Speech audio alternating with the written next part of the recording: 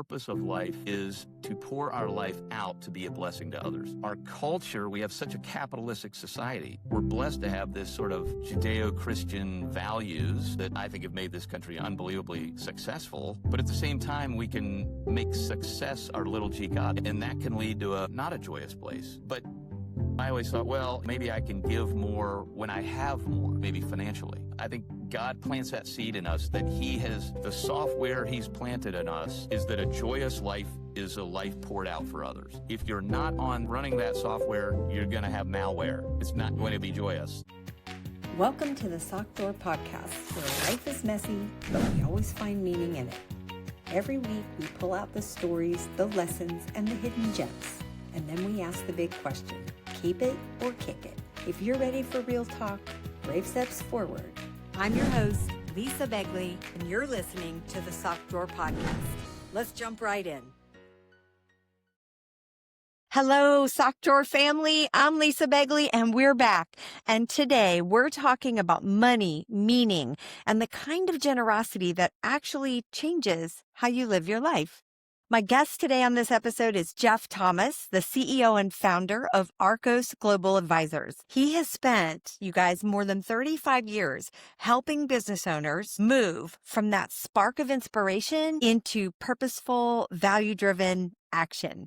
He's an author, a podcast host, and a leader who believes money is simply a tool, one that works best when it serves something bigger. Jeff, thank you for being here. I'm so glad, and welcome to the Sock Drawer Podcast family. Lisa, thanks for having me. I'm thrilled to be here. Yay! Well, good. So listen, I know we were talking offline a little bit, but let's just start kind of from the beginning, if you would. You know, we're all about reinvention and changes and things that people have done. You've been in this industry for 35 years. What's the moment or season that shifted kind of how you think about money and purpose? I think there were several kind of turning points, but one of them was when I was 31 years old. My wife and we had a little six-year-old daughter, and I had started the wealth management business at a company called Payne Weber that's now been bought by UBS. And I had recently moved the business to clients. You can kind of take them with you, and these firms will pay you some money to transition your business from one firm to the next. And Sure. And we took it to Morgan Stanley, and Morgan Stanley handed me a check for $1 million even, okay? And it was a check in 2000. Oh my God. I remember the guy handing me this check, and he goes, well, what are you going to do with it? You know, like nobody would hand you a check anymore. Nobody even uses checks. Yeah. But he handed me, and I remember thinking, I have zero plans for it. Like, I don't even have an answer. And I felt a little like the dog who's been chasing the car and caught the car, and now what am I supposed to do with it? Yeah. And I know there's plenty of people make more than that, but that was a meaningful amount for me. And it also kind of made me think about money in a different way. It was sort of almost like a lottery check or something, you know? Mm-hmm. And I thought, wow, this is really strange. I think I've been a little too motivated by, I mean, one of the things I like to say a lot is everybody knows money can't buy happiness, but everybody wants to find out for themselves. So, that's true. That is truth. Yeah. So my dad was a business guy who became a pastor. And so I grew up in the church. I knew all these principles. I know that money competes for your heart. I knew all the principles, but I think in my 20s, I was still chasing success, maybe the little G God of success, more than I was chasing the big G actual God. And so that was kind of a moment for me of going, I think maybe I have my priorities a little skewed. And I need to work on that. So that was the first catalyst. Okay. So many of us, and that makes sense. It was modeled, I would say maybe not early on, but it was more a life teaching that you learned along the way. Right. So many of us, and with your dad being a pastor, I'm sure that, do you feel like that sort of played into that a little bit and gave you that sense? I feel like I knew probably where because if you have a crisis like that of like, maybe I have my priorities wrong, the next obvious question is, well, what should they be? Yeah. And what do I need to do to reorient? Yeah. for And so sure. I was sort of, at, 31, I was like, well, the answers are probably in the Bible, but do I even believe all that stuff? Because I was sort of always living on my parents' faith. Everybody just sort of assumed I knew everything my dad did, but I Mm. didn't go to seminary. I showed up at Sunday school. Anyway, I didn't feel like I really had an amazing grasp of how the whole thing fit together. So I ended up reading all these books on world religions. Like, do I even believe everything that's in the Bible? That sort of thing. Yeah. And I ended up coming back. I read The Case for Christ by Lee Strobel. I Mm. recommend it to anybody out there who's kind of seeking or wondering about the facts behind Christianity. That study the nerdy term is apologetics. And I don't think he knew that term when he was writing it. But Lee he's a good friend now, but he was a investigative reporter for the Chicago Tribune who was an ardent atheist. And his wife became a believer and he wanted to get a divorce because he didn't want to go to church. He said, well, before I get a divorce, I'll research Christianity and prove that it's not true to her so that we can both stop going to church. Okay. But then he researched it for 2 years. And then his conclusion was, holy cow, it's true. So he ended up becoming a believer. And so like he Saving put his all the marriage, research I hope. in this book. What'd you say? Saving his marriage. Exactly. Amazing. And Amazing. anyway, when I read that book, I was like, wow, this guy's way more skeptical than I was. But all the facts about, anyway, for me, it was plenty of proof that the Bible was true. And now, okay, let me go study it. So I started really studying the Bible through Bible Study Fellowship. It doesn't matter how you do it, but just get in it every day and, really get through it. And I started feeling like God communicating to me, look, you got to put me first. Like, I will solve your problems. The answers are in serving other people. It's not in serving yourself. And I knew that from a, practical standpoint. Growing up in the church, I knew my dad would like sort of serve this flock. But I also knew like in business, I would, if you have 100 clients, if you serve them, it like, if you let them get what they want, you kind of get what you want. But I always said, like, I wanted my clients to be first, but, I was kind of right on their heels. I was like, hey, So good. it's still the wrong attitude. You can't be right on their heels. Okay. Yeah. It's all about serving. Yeah. And just out of the outflow of that. So anyway, that led to this whole thing where I was like, we were building financial plans for people. And I think, at the end of the plan, it sort of shows, okay, when you retire, you have this much money. And sort of the de facto principle that we were teaching without saying it out loud is this stack of money is where your safety lies. And it's simply not true. Yeah. First of all, it can go poof. God can take it away if he wants to. But our security is really only found in God, and it doesn't come in the form. So I thought, okay, well, we need to change the way we communicate. So we started telling people, we're really stewards, not owners. That's the kind of language we were using. God owns everything. We're just stewards. What does he want to do with it? Actually, he's got a better plan for us than we have for ourselves. At least that's been true for me. So anyway, we just started having conversations over that decade about, more meaningful conversations about what's the money for, how can you bless others with it, this sort of thing. And so that sort of evolved over the years to where we ended up eventually starting our own company so we could communicate even more freely. So good. I love that. And your firm, your whole Arkos talks openly about generosity and not as a charity, but more as a mindset. So what does generous living actually look like? Like, what do you share with your clients as they come to you? Yeah, this is a great question, Lisa. It's actually a very insightful question because when most people think of the word generosity or even stewardship, they think of giving money away. And honestly, that's probably the least important, interestingly, even from a money guy. I mean, we advise people on their money for a living. Yeah. So tell me more. There are multiple forms of generosity. The way we talk about it is there's generosity of words, just the way you speak to people. What are the words you choose? Okay. And we can all do that, regardless of how much or how little we have in our bank account. Okay. Time, obviously, time, talent, treasure, those are common. But how do you spend your time? You can volunteer for things. You can just go over and help a friend, or you can just sit there and listen. The thoughts you have, taking captive the thoughts you have about people. Do you think, not judging people, but how could I help them? How could I pray for them? What could I do for people? So what are the thoughts you have? Money, of course, is a way. With your things, you can let people borrow your things. One of the things I think a lot about is I don't want to own anything I wouldn't lend out to someone, which is challenging, Yeah. right? Like, is there anything in my possession or that I'm stewarding that I wouldn't lend to someone? Mm. Influence. You can use your influence, like the way you're doing this podcast. It gives you influence to share stories with your audience. That's a form of generosity. And then one of my favorites that I'm always working on is just the last form of generosity that we talk about is attention, just listening. A bit of a lost art. And I can be guilty of I talking too agree. much and not listening enough. And it isn't it wonderful to just have somebody sit and listen to you. So anyway, multiple forms of generosity to answer your question. So good. And I love the listening. I agree with you wholeheartedly about that piece of it for sure. I wrote those down: work, time, thoughts, money, and just listening. I feel like Right. we're going to add that in. Why? It's funny. I was going to ask you, why do you think so many business owners feel called to give? But I Mm. kind of know the answer to that.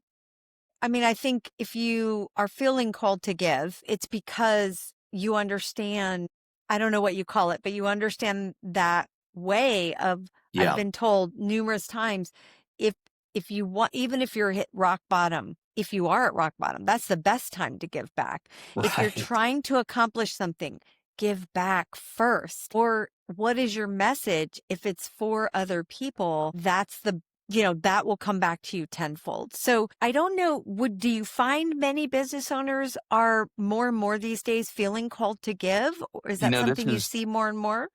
that really interesting question. There's two things you said there that are really important. I would say the first one is kind of a worldview of there's some kind of pithy quotes about, the two most important days in your life are the day you're born and the day you realize why.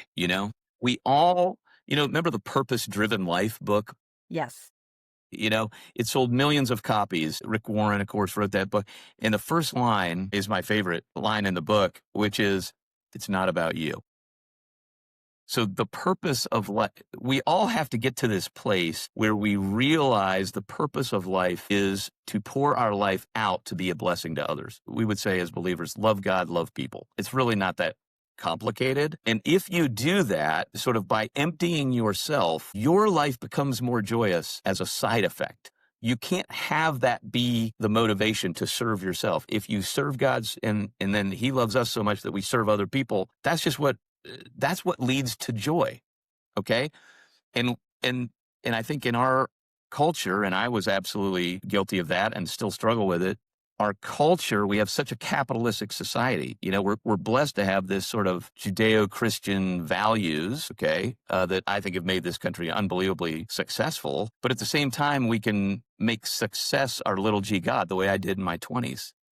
And that can lead to not a joyous place. But, I always thought, well, maybe I can give more when I have more, maybe financially. And so kind of what I think the first point you're making is a worldview that, I think God plants that seed in us, that the software He's planted in us is that a joyous life is a life poured out for others. If you're not on that, running that software, you're going to have malware. It's not going to be joyous. So that's why He plants that seed of generosity in all of us. And all I'm trying to do, my little cause, is to water that seed in my little way. However I can do that, okay, with our company, with the podcast we do called The Generous Business Owner, all of those things. We're just trying to water that seed. And just this week, I did an interview with somebody. And at the end of our podcast, we always say, just what's a practical tip for somebody on your journey? And they said basically what you just said, which is don't wait to start. No matter how small, do something. Buy coffee for the person in front of you. If you like the blouse somebody's wearing and you don't know them and they're in line in front of you, just say, hey, I love it doesn't have to be some grand gesture or $1 million that you're giving away. Yeah. How do you use those forms of generosity we talked about just a little more intentionally today? And hey, maybe write it down. I had to do that. When I started changing my behavior, I had a little journal and I'd okay, bring up meaningful things beyond money, and I do it for 30 days. And I get so proud of myself for bringing it up, so compliment somebody in line that you have no idea, buy a little coffee for them, do small acts of generosity and build the muscle. Yeah. It doesn't take a lot of money. Don't wait, do something. Build the muscle. I love that. And it's so true. Like how many I remember being in line myself once and just being flabbergasted. Is that even a word these days? I don't know, but Yes, it is. just completely taken back as I pulled up to get my coffee order and the person in front of me had paid for it. And I was like, and immediately I was trying to think like, what did I do? What What can did I I do do? to deserve that?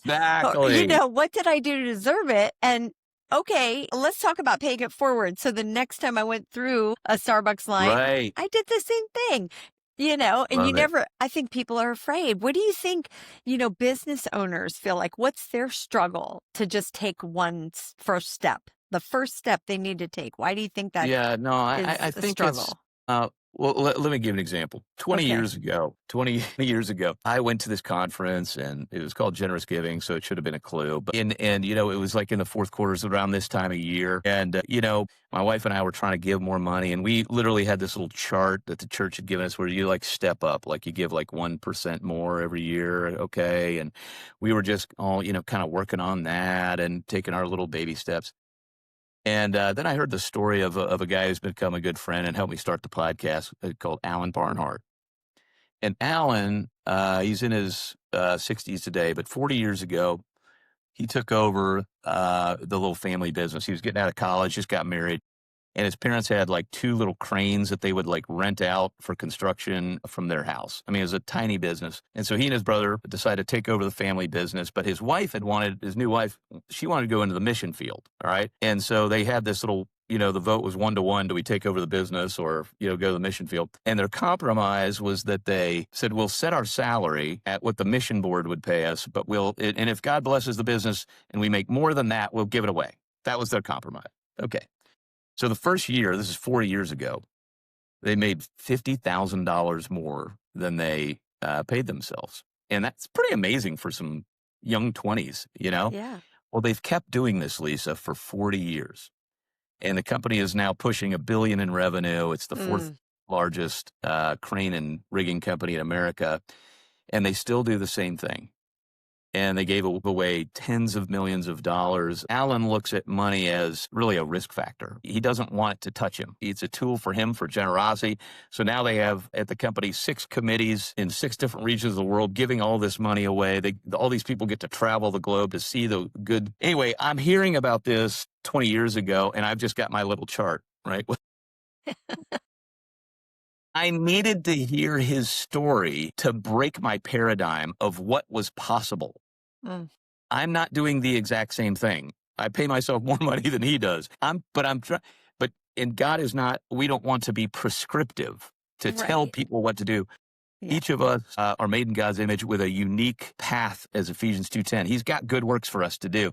They're unique to us. Yeah. So what he tells Alan to do is not the same for me, but I learned a lot about that paradigm, what is possible. So I think that's why I'm so driven to tell these stories every week of other people that are doing it. How is God leading them to do it? We just want to break the paradigm of, well, I just do it like everybody else. And if I make this much, then I buy the plane. And then, then you got to buy the second house and the third house and the fourth car and the ranch and the lake house. And the next thing you know, all your possessions own you. Well, what are you supposed to do? I don't know anybody who does anything different. We're just trying to tell stories. So we think there's a wide path, the path that I was on in my 20s. Yeah. That leads to just consumption. I mean, you can only drive so many cars, live in so many houses. I mean, the plane seat's the same. I mean, okay. Or the narrow path to this generous living. For some reason, well, we do have an enemy in this world, but we in our flesh, we want to consume and be selfish, and we need to be taught to be generous, which leads to joy. So for me, I don't like to be told what to do. Most business owners are hard-headed. They're crazy enough to start a company to do their own thing. Yeah. Usually with larger competitors, you got to be a little bit crazy and hard-headed to go for it. To be So yes. I like to learn from stories. And so that's what we primarily do. I always tell people, I don't actually know anything. I just know 1,000 stories. So I think that's the way that we try to help people is to normalize this kind of generous behavior. Love it. Do one more favor for me on the story end of things. So have you on a smaller scale, that's a big scale, but have you witnessed a moment in your life, and I'm sure you have, where generosity reshaped a person or a family's life?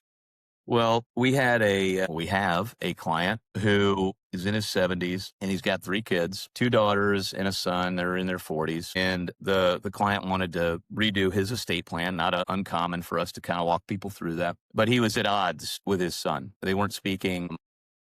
And he's like, how do I tell him I'm going to cut him out of the will? And we're like, whoa, time out. And what we ended up doing, we had a brilliant woman named Sarah on our team who put together a little family meeting. And this is where we talk about, has nothing to do with money. It only has to do with the other things we talked about, words, thoughts, okay, a little bit of time. She had each of the parents write a letter of blessing to each of the children in their 40s. Okay. I mean, they're adults. Some of them have kids. And so rather than having a meeting about here's how I'm going to cut you out of the will, the meeting was about reading those blessing letters to those kids, even on Zoom, because they're in different parts of the country. They couldn't even be in the same room together. And now the parents didn't have to do this. Mom was fine with it, but dad did. To his eternal credit, he sat down and wrote that letter to his son, who needed to hear it in his 40s. And that led to this reconciliation in that family that is just beautiful to watch. So we got to get out of our own way. Yeah. And think more generously toward our neighbor, even the ones, our family. We're coming into Christmas as we're recording this. Maybe we release it afterwards, but it doesn't matter what season it's in. Family can be the hardest sometimes. There's conflict and history there. And how do we move past the offenses and think generously? And then with everybody around us. So just it has so little to do with money. It really has to do with the heart position, Yeah. It's funny. You've touched on I've talked with several people in, kind of in the financial realm and different aspects of it throughout my last several months. And there seems to be a common theme happening. And that is, I bet almost every time I have a podcast or an interview, and they'll say, I'm not a therapist, but you have to be, or you have to learn, right? I'm not a therapist, but, and that was the first thought that came to my mind when you said that. I was like, well, we're not therapists. You're gonna have to figure that out, and it's not, you're not, but you are kind of, in the way that what a blessing to not have to live with that potential regret or those negative thoughts that kind of hover over you, because I think as well as I do, right? If they were to have done that, gone through with that, cut him out of the will, there's going to be that kind of little angel sitting on your shoulder that says, really, is that where we're at? Someone who's kind of nagging at you. So that's just beautiful. Thank you for sharing that. Now, through stewardship with your company, like when someone comes to you and feels overwhelmed, like talking to our listeners today, feeling overwhelmed financially, what do you recommend as a first step? Where do they begin? I mean, just in full disclosure, the niche we serve tends to be overwhelmed with too much, to be honest with you. And in our society, it's an interesting niche because most people think that if you got a bunch of money, you have no problems. You're good, right? Yeah. More money, more problems. It is actually a thing. One of my favorite tunes. So, there is, there's a reason in the Bible, the line about you can only serve one master. It's God or money. And then the whole thing about a rich man, it's easier for a camel to get through an eye of a needle for a rich man to get to heaven. Yeah. Money competes for our heart. So if you have a lot, there are a lot of barriers between you and purpose, because there is a temptation to rely on our resources. Now, if you have too little, one of the things I think about is our definition of too little is a little wacky in this country. Okay. The median income in this country, somewhere maybe, in the $70,000 range for a household. Okay. Well, that puts you in the top 1% of the globe. Okay. So maybe you have too much credit card debt or, debt from school or whatever. Right. But, this is more Dave Ramsey's world than mine, but there's a way out. You probably don't need the new F-150 with the, $700 a month payment. Usually we have put ourselves in these situations. Yeah. And I think perspective on how most of the world operates, it's okay to cut your budget. And I think a lot of these things is you just want things that other people have and these sort of things. And so there's just a biblical principle of being satisfied. Even wealthy people, and nobody thinks they're wealthy. They think whoever has got 2 times what they have is wealthy. Okay, the person with 100,000 thinks the person with 200,000 is wealthy. We had some mission folks that were talking about, they went to Africa, this little village, and they said, oh, we're going to be smart. We're going to ask the villagers, what do they need? Before we just presume they need things. Yeah. And so they went to one of these chiefs and they said, what's the biggest problem in your village? And he goes, materialism. And we're like, you're on dirt floors with like thatch roof. Like, what are you talking about? Yeah. He goes, well, the guy with 1 chicken is jealous of the guy with 2 chickens. The guy with 2 chickens is jealous of the guy with the goat. The guy with the goat's jealous of the guy with the cow. The guy with the cow is jealous of the guy with the 2. You got to run your own race. And what we think are giant financial problems usually aren't. They're usually spending problems. And we're just trying to do things to keep up with the Joneses, and the Joneses don't care. So anyway, Yeah. we don't do a lot of that sort of financial counseling, but I think we make these problems bigger than they are. It sounds like it. And that's so true, honestly. Yeah. Like, I want to ask the question, like, I know this isn't this type of a podcast, but when did jealousy, like, is that just an automatic, are we all born with that sort of characteristic? Yeah, it's in the top 10. Trait, right? This is a 10 Commandments issue. Yeah. Coveting your neighbor's stuff. I mean, Yeah. he hit that right up front. He knows this is one of Because the. he knew we were all going to be this way at some point. Yeah. Yeah. I mean, this is the human condition, and we have to come back to him, and we have to learn to. I mean, I got 3 grandsons. I remember how I was as a kid. I remember how our kids were. They're born selfish. Yeah. You're always shocked when they want to share their toys. The shocking behavior is when they share, and you usually had to teach them. Yeah. The non-shocking so is, I want my brother's, dessert as well as my own, and I don't want to share my toys. And I want to win. Yes, all the time. I want to win, and I'll cheat at cards to win. Yeah. You have to play fairly. Those things have to be taught, Mm-hmm. and that's why the stories and the principles and all those kind of things are so important. I know. I agree with that. It's almost like in that same line, like those things are taught, but I always think of it as like the other is taught. Being selfish, being greedy, being coveting other people's stuff, being envious or whatever. You make such a great point. It's a top 10 in the Bible, so he knew we were all going to have this struggle and be born with this and going to be need to be taught out of it. Exactly. So everything was perfect crazy. in the garden. Adam and Eve screwed it up. We're all screwed up. We're all their kids, and it's going to come back. But meanwhile, while we're waiting for Jesus to come back and make the garden perfect again, we got to learn and do better. Oh gosh, so much. Do better. I say that to my kids and grandkids all the time. Just do better. Be better. So listen, you've seen hundreds of people, right, reinvent themselves, reinvent their financial lives. What do you think separates the ones who actually change from the ones who continue to stay stuck? What is it? Is it a mindset thing? Is it, is it just character? What is it?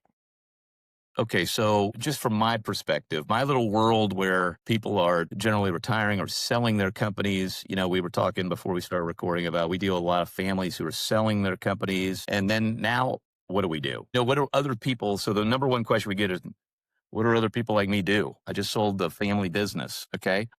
And that's a big question. How do I help the kids thrive? How can these resources maybe be a tailwind, not a headwind? The other thing, what do I do with my time?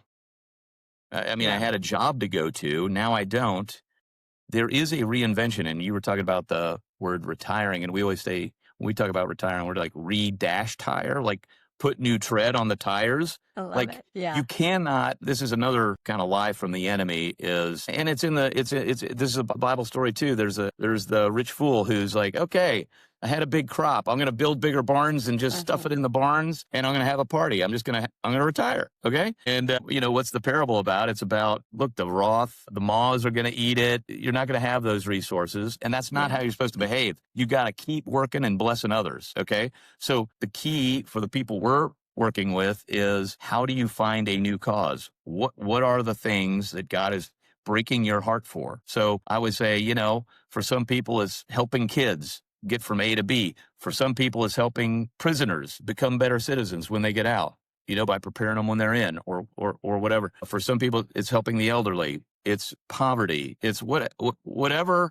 cause. What is the thing that breaks your heart? And pour your life into that thing. And then take an inventory of what the skills are that you're good at. Are you good at leadership? Are you good at strategy? Are you good at just the hands-on dealing with people, the counseling yourself? What is it? And it has very little to do with money again, that really turns your clock. It's always helping someone else. So do little low-cost probes to find out what those things are, but don't buy into this. You don't have to do things for money if you have enough money, but you do have to keep the motor running. We're supposed to be doing something productive. Yeah. And that productivity has to be in blessing others. So the people we see make the best transitions are the ones who are already doing something besides their job.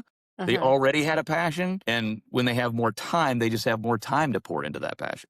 Halftime's an organization that often does a lot of this coaching that we've found to be productive, to kind of find a peer group and get through that coaching. And I know you do some coaching as well.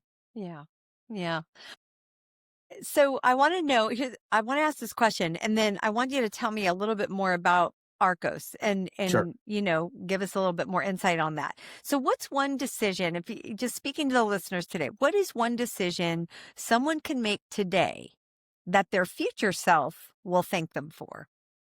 Yeah, I mean, the thing that transformed me for me was really owning my faith for myself, which was just kind of deep study of the Bible with other people. And that would be a first step. And then once you kind of have that baseline going where you've really kind of got your principles down, as somebody famous once says, purpose leaks. Okay. I have to keep renewing my bucket of purpose and motivation for it. So for me, the most important part of the day is sort of my quiet time in the morning, even if you have 15 minutes. And if you can do an hour, great. But sometimes it's 5 minutes. But if you can just do a little something in the morning to reset. For me, it's reading a little scripture, usually a little devotional. Maybe it's a book that's inspirational, and doing some prayer. And it's just amazing how my blood pressure falls about all the things I've got to do that day, and my performance anxiety about all the to-do list and all of those, and getting on just back on the right agenda to just serve people. I always say, get in a framework and a mindset of obedience and not outcome, because I'm very outcome driven in my flesh. So if I can lay that down, give all those worries to God, and then just be about being obedient, and usually that's about serving other people, things tend to go a lot better. So for me, it's that daily routine of sort of letting those things go and getting my mindset ready. That is so good. And, I think we talked about this ahead of time, but at the end of our episode, we typically have what I call the tiny dare, right? And I always ask our guests to give our listeners one challenge, one tiny thing they can do in their day and I think you just did it. That's all I'm saying. So I think that's it. If you can just take 5 minutes, 10 minutes, 15 minutes, a half hour. If you have an hour, great. But most of us don't. So take that 5 minutes, take that 15 minutes every morning. And it's just like working out physically. Yes. This is the mindset workout. Yes. And what does everybody say, including me? I don't have time. We have time for everything we prioritize. That's right. So for me, this is the most important thing, even above the physical exercise. Try to make time for that as well. You have to. There's all kind of disciplines that we need to do. But for me, the most important is that level set in the morning. Just get up 5 minutes earlier, and then make it 10, and then make it 15, and maybe you can get to 30. And if you want to go beyond that, good for you. Yeah. But if you can it means going to bed earlier. It means watching one less show less. Okay. You don't do 3 of them, you do 2 of them. Like we know would be the challenge, is just carve out that time and watch the transformation. It's just completely transformed my life. Yeah. That is so good. The value, you can't even express the value in it. It's just good. When I do that now as well, Jeff and I couldn't be without it. That's my day. I'm a mess without it. Yes. And then I get all these great ideas while it's happening. Yeah. Yes. Yes.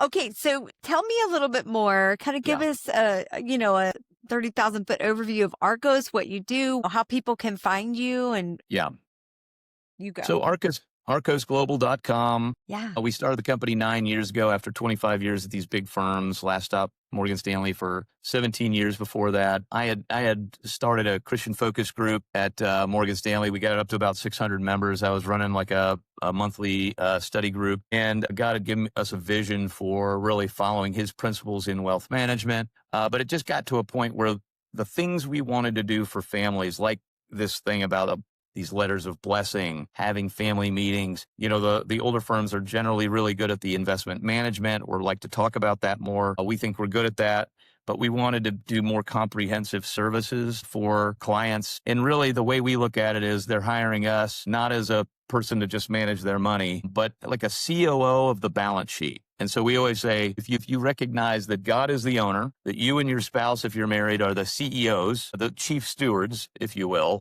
Yeah. We think you generally, if you have some resources, need somebody aligned in the financial world, aligned with your principles, but also knowledgeable about how to execute and create the buckets you need. Yeah. And obviously the philanthropic planning is a big part for us. So we know all the tax rules and how to do those things. And so one of our principles is disinherit the IRS. So our tax code in America is amazingly generous to generous people, but very few people know all those rules. So that's a big part of what we do. We just come alongside these families and execute. Arkos is a combination of the word ark, like Noah's Ark, like download crazy plans from God. Love And that. telos, which is finish your purpose, is what Jesus said on the cross. My purpose is finished. So we mash those together for a safe place to finish your purpose. So we say download crazy plans from God that generally have generosity involved, and let's go execute together. So it's just a place that we can do that with biblical principles without having to kind of fight City Hall with a culture that doesn't really agree with our worldview, and to deliver services more comprehensively to families to live those things out. So that's kind of our mission. I love that. Thank you for sharing that. Arkos Global Advisors, build on purpose, connect your money with your purpose, steward wealth across generations. You can reach them, right? There's a team. You can reach them at their website. It's not just local, it's across the country, across the world. They can help anybody. So, if you're so inclined, reach out to them. We'll also have that link in the show notes for you. And, Jeff, if we could have just a little bit of fun right now on transitioning over to our 60-second drawer dash. It's just a fun lightning round where I just kind of throw some questions at you, say the first thing that comes to your minds. Some align and some don't. So I'm just going to throw it out. Just tell me. All right. Tell me when you're ready. Fire away. Let's go. Morning person or night owl? Morning person. Okay. A book that truly changed how you think. Yeah. Case for Christ. I mentioned it earlier. Case for Christ. And who wrote that? Lee Strobel. All right. We could probably tag that in the show notes as well. What's your go-to coffee order? Coffee order, Americano black. Nice. A moment of generosity you'll never forget. Moment of generosity. I think that story about the guy writing the blessing letter to his son, even though it's not me, we had something to do with that. It's just beautiful, the little things. I agree. Best advice you ever received? Love God, love people. A word you hope people use to describe you? I hope they think I'm generous. Something you learned about leadership the hard way. There's probably a story. Be a servant. Here. Yeah. Being a servant. Being a servant. A simple joy you don't take for granted. Health. I mean, just being able to move and have all your faculties. We're not guaranteed that. True. A habit you swear by. I think I might know this one, but a habit you swear by. Yeah, the quiet time in the morning. Secret weapon. And the last one, and the classic. What's the one thing you finally let go of this year? It's a constant process. For me, I'm an old singles tennis player. Okay. Life is a team. Life Yeah. is a team sport. So the sooner you let go of thinking life is a individual match, and the more you embrace team, the better everything goes, at least for me. My gosh, no, Jeff, I love that for everybody. Yeah. Life is a team sport. I think I'm going to start using that as like a tagline or that's one of our something. principles. Yeah. I'm going to tell my kids that too. So listen, Jeff, oh my gosh, I feel like we could just go on talking forever. Thank you so much. You bring in the clarity, bringing heart, grounded wisdom, letting us talk about God. It's just it's glorious. And I've really enjoyed it. Your grounded wisdom, I guess, is going to help so many people, already has.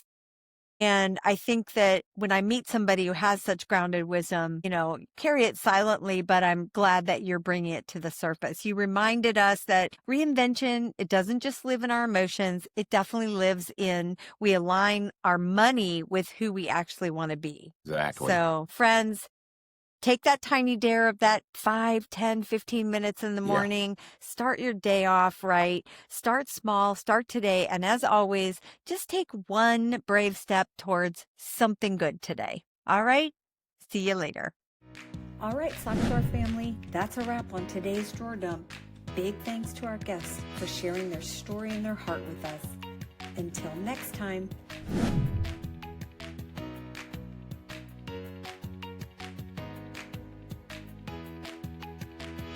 Don't forget, life's too short for mismatched socks. Retire the ones with holes, inspire the ones that still shine. See you soon.